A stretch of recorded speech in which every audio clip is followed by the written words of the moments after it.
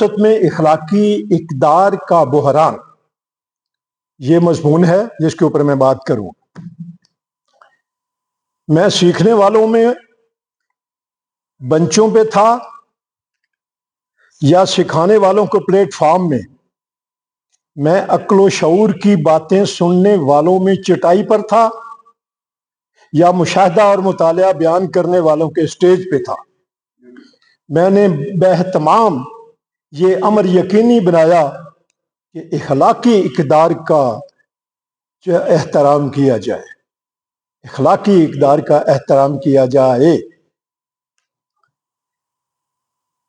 یہ میں نے خود ہی لکھا، درد سے رونے والی آنکھیں اور ہوتی ہیں، درد سے رونے والی آنکھیں اور ہوتی ہیں، تسوے بہانے والے دیدے اور ہوتے ہیں۔ آنسو بہانے، درد سے رونے والی آنکھیں اور ہوتی ہیں، تسوے بہانے والے دیدے اور ہوتے ہیں۔ تاریخ سے سبق سیکھ لیں، بھلا اس میں برائی کیا ہے؟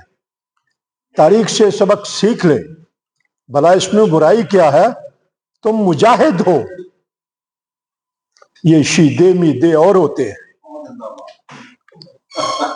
بحران کیا ہے؟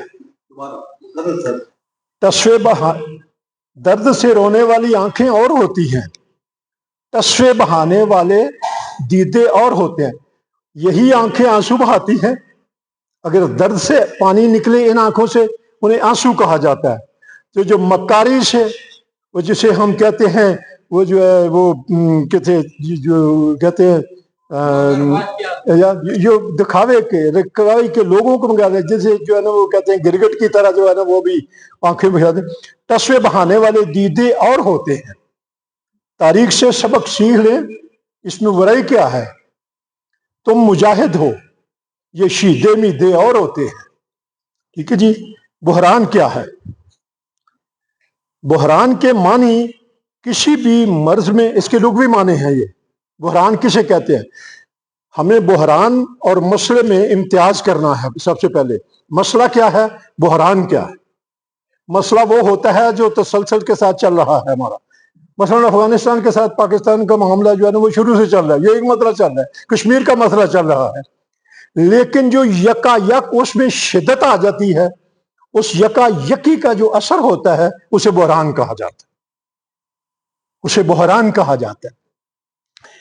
تو یہ لفظ مسئلہ سے بالکل مختلف ہے۔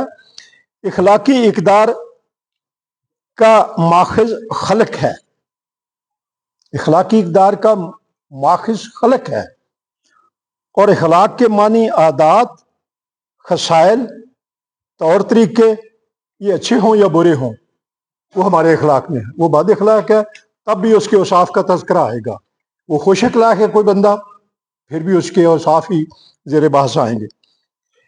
اخلاقی اقدار کا تعلق انسانی معاشرے سے ہے۔ جانوروں کا کوئی اخلاق نہیں ہوتا، پرندوں کا کوئی اخلاق نہیں ہوتا، دوسری مخلوقات کا کوئی اخلاق نہیں، وہ ان کی حد تک ہے ان کا جس کا ہمیں نہیں پتا۔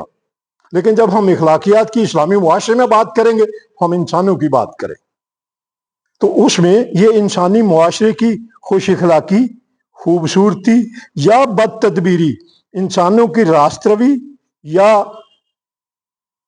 روی سے یا راست گوئی سے جڑی ہوتی ہے۔ انسان سچی بات کرتا ہے، جھوٹی بات کرتا ہے، خود اپنا عمل صحیح ہے، عمل غلط کرتا ہے، تو یہ اس کے اخلاقیات کا حصہ ہے۔ جہاں انسان کا جرو ہوا وہیں اخلاقی بحران پیدا ہو گیا۔ تاریخی طور پہ جہاں انسان کا جرو ہوا، اپنی جو اس کی لائن ہے، جو اللہ تعالیٰ کی نے اس کی حدود جو ہے نا متعین کر رکھی ہیں، اس سے جو ہی وہ باہر نکلے گا اخلاقی بحران ہو جائے گا۔ اس کو ہم اخلاقی بحران کہیں گے۔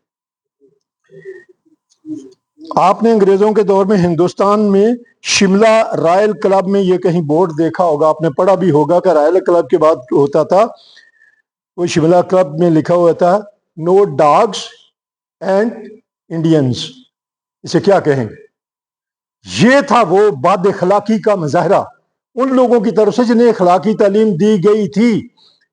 یہ وہی یہود و نصارہ تھے، اور یہی یہ ہندو والے جو انسانیت کی باتیں کرتے تھے، یہ ان لوگوں کے تھا، اور اس میں محکوم لوگ بھی دیکھتے تھے، اور حاکم لوگ جو تھے، انگریز لوگ، یہودی، عیسائی، جو بھی دوسرے تھے وہ بھی ادھر تھے، اور انہوں نے یہ بورڈ لکھا ہوتا تھا اور ہم پڑھتے تھے۔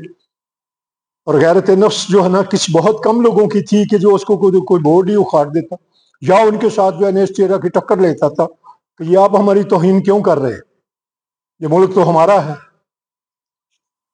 اور کیا اللہ تعالیٰ کل شان قدیر نے انسان کی تخلیق کے بعد اسے تنہا اور لاوارث نہیں چھوڑ رکھا،